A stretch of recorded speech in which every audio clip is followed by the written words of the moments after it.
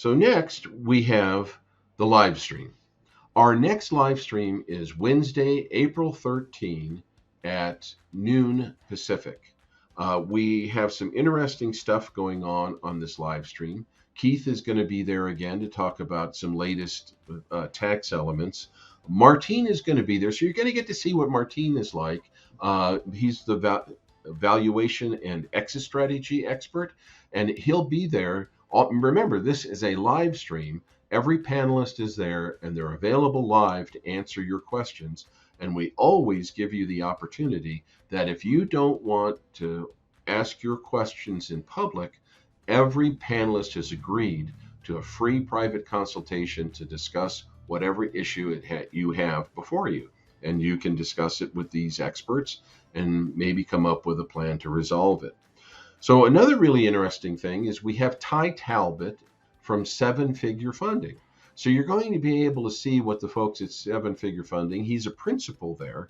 In other words, he's one of the owners. And I think you'll find it really interesting to talk to him and see what he's like and what they're like to deal with. Maybe it'll give you confidence to go see if you need capital anywhere, need to finance anything, what are your potential outcomes with Seven Figure Funding.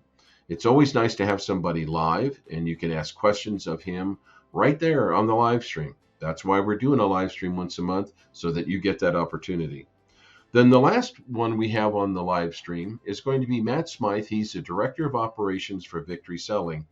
What Matt is going to go over this this month in our monthly live stream is Victory Selling has an evaluation. It's a skills assessment that they do on salespeople. Yeah, I've seen it. It's quite detailed. It covers every aspect of the sales process related to your salesperson.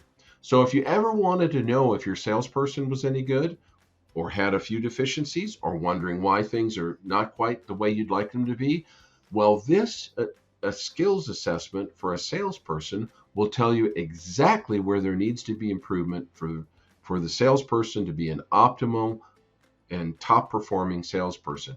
It gets very detailed. The number one thing that they come up with, which I thought was very interesting in looking at their statistics, it's amazing that the number one problem among salespeople is the inability to ask for money.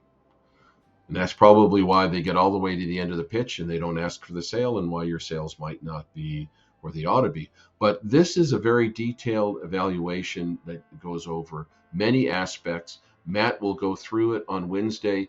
And if you're like I said, if you're wondering if your salesperson's any good, this is going to tell you.